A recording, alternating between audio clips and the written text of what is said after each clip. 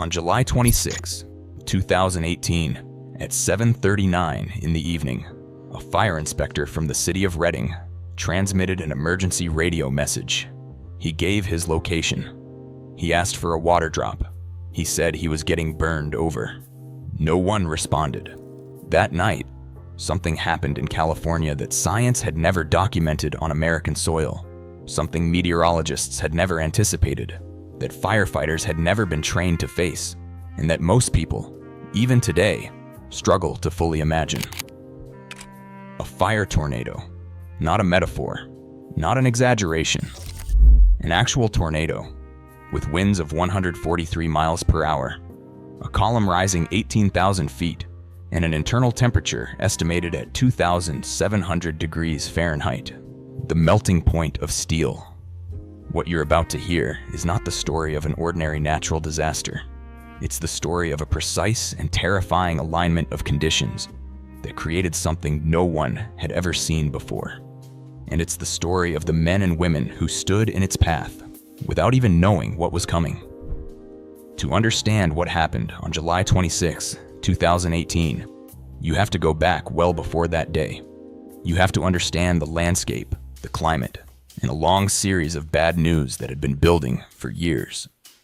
Reading, California sits in the northern Sacramento Valley, wedged between mountain ranges on both sides.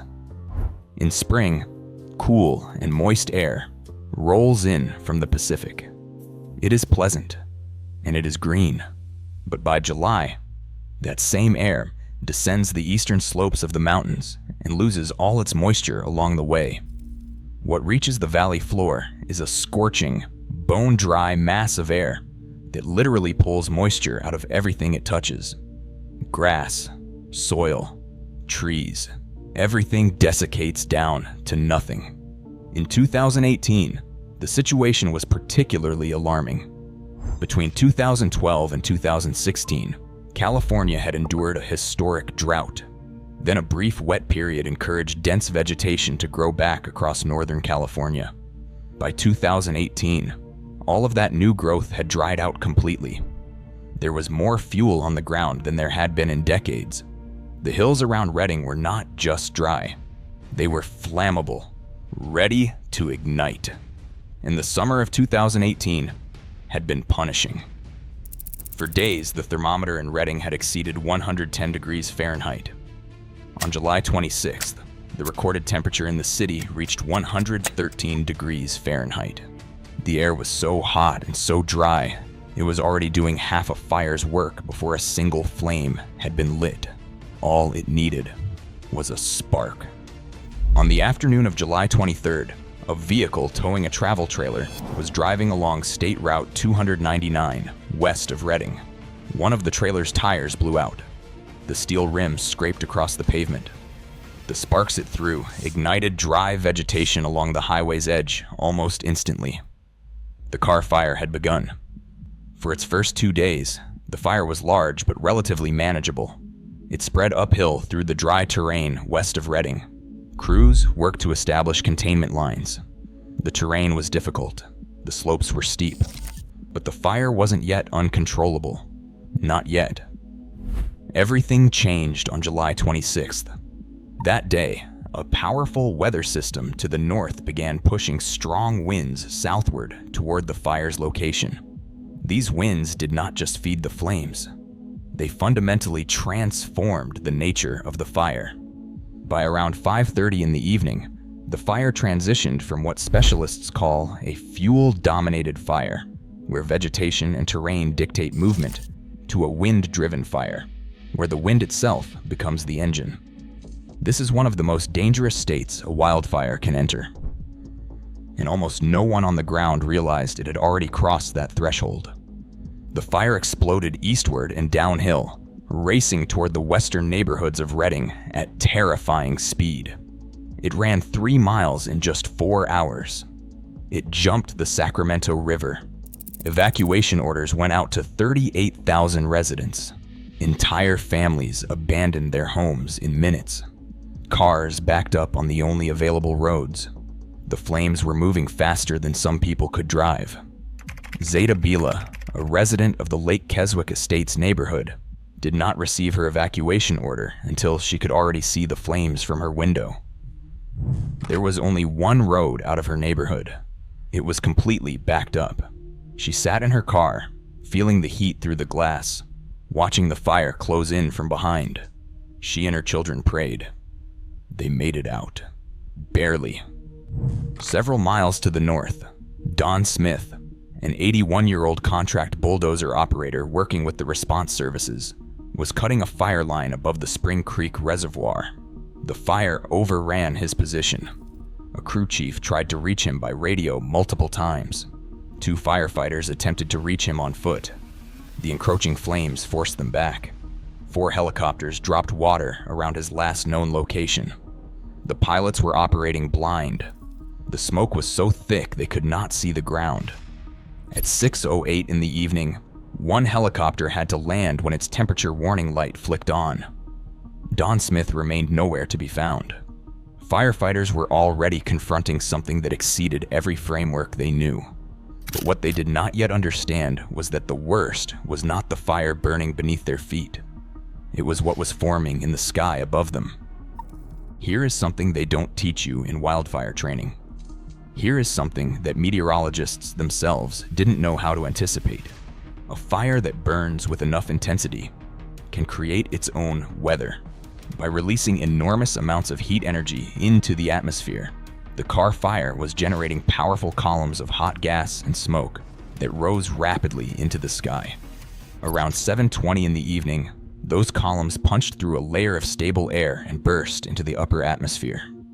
In just 15 minutes, the updrafts doubled in height, shooting from 6 miles to 12 miles above the Earth. They reached an altitude of 39,000 feet. That's above the cruising altitude of commercial aircraft. This triggered the formation of what scientists call a pyrocumulonimbus. In plain terms, it is a thunderstorm generated by a fire. The fire was no longer just burning. It was creating its own weather system. And a thunderstorm rotates. The massive cloud began stretching the column of air beneath it, concentrating existing rotation near the surface. Wind shear at ground level, zones where air was blowing in sharply different directions at different altitudes, combined with the enormous updraft to rapidly organize that rotation into a coherent and intensifying vortex. This was no longer just a wildfire. It was a tornado. The fire tornado began touching down near the Land Park neighborhood of Redding at approximately 7:30 in the evening. At its base, it measured 1,000 feet across. It reached an estimated height of 18,000 feet into the sky. The winds inside clocked at 143 miles per hour, the equivalent of an EF3 tornado, strong enough to level homes. The temperature within the vortex reached an estimated 2,700 degrees Fahrenheit. For reference, that is approximately the melting point of steel. The footage captured that night looks like something pulled straight from an apocalyptic film. A towering, churning column of fire and smoke moved across a landscape already consumed by flames. It was the most powerful tornado of any kind ever recorded in the history of California. And it was only the second true fire tornado scientifically documented anywhere in the entire world, after one observed during the Canberra bushfires in Australia in 2003. On its path, it left behind damage that looked nothing like a wildfire, but looked exactly like a violent tornado. Trees were stripped of their bark and snapped in half. The ground was scoured and stripped the same way soil is torn beneath the most violent conventional storms.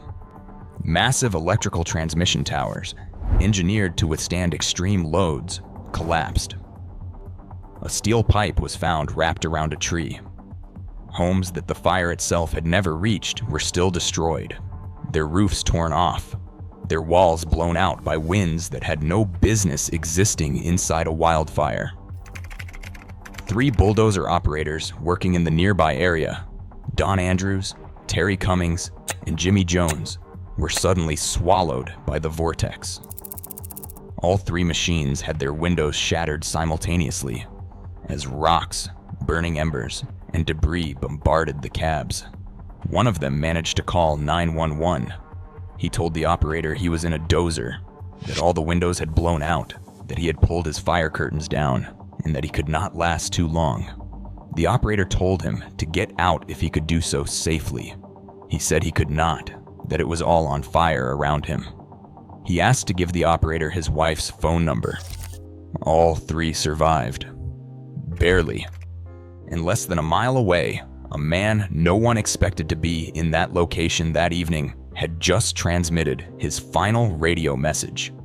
Jeremy Stoke was 37 years old. He was a fire prevention inspector with the Reading Fire Department. Not a frontline firefighter, not someone trained to battle flames directly. His role that evening was to drive through neighborhoods and make sure residents had gotten out. When the car fire ignited on July 23rd, Jeremy had been on vacation. He cut it 4 days short to come back, voluntarily. Nobody forced him. When the fire transitioned to wind-driven fire and began racing toward the city on the evening of July 26th, Jeremy was already on the street. He was not fighting the fire. He was protecting the people still inside it. At 7:39 in the evening, as the fire tornado bore down on Buenaventura Boulevard, Jeremy transmitted a mayday over the radio. He gave his location. He asked for a water drop. He said he was getting burned over. There was no response. CAL FIRE investigators concluded that Jeremy Stoke suffered fatal traumatic injuries when he was entrapped by the fire tornado while engaged in community protection operations. His body was found in the early morning hours of July 27th. He is the first firefighter in documented history to lose his life to a fire tornado. His colleagues described him as someone who cared deeply about the people of Reading. His final act was driving toward danger to make sure his neighbors had made it out. They had. He had not. Jeremy was not the only loss of that night. Hours later, a helicopter pilot spotted Don Smith's bulldozer from the air. The machine had been completely engulfed. The protective metallic fire shelter that firefighters deploy as a last resort had either not been deployed or could not be deployed. Don Smith had not survived. In a quiet residential neighborhood on the northern edge of the fire's path, where the tornado's windfield was sweeping over homes that had nothing to do with any fire line, other lives were shattering. Ed Bledsoe had evacuated earlier that day, but his wife, Melody, age 70, had not been able to get out in time. Ed later told reporters that Melody had been on the phone with him when it happened. She told him the tornado was directly overhead. Those were among her last words. In those same moments, he was on the phone with his young grandson, who was telling him the fire was at the back door. Ed told him to hold on. Grandpa was coming. Melody Bledsoe and her 2 young great-grandchildren did not survive.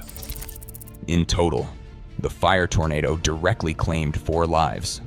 The car fire as a whole killed 8 people, destroyed 1,604 structures, burned over 229,000 acres, and caused more than $1.6 billion in damage.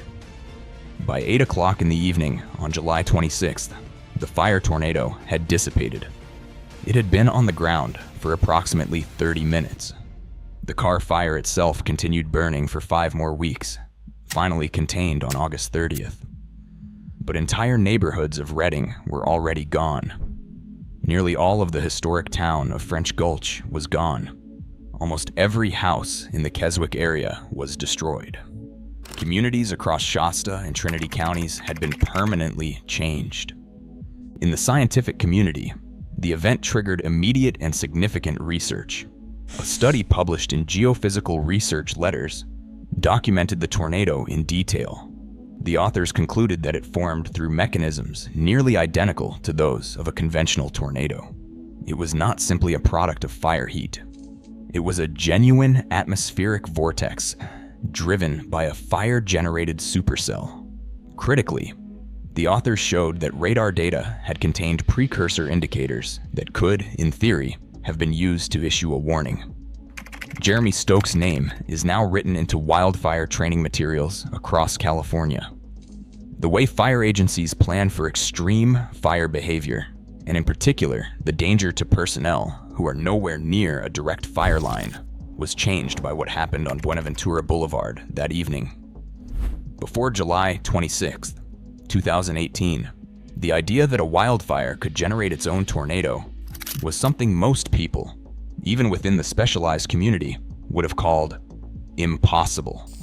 After Redding, it became something fire crews across the American West now plan for, train for, and watch for at the start of every single fire season.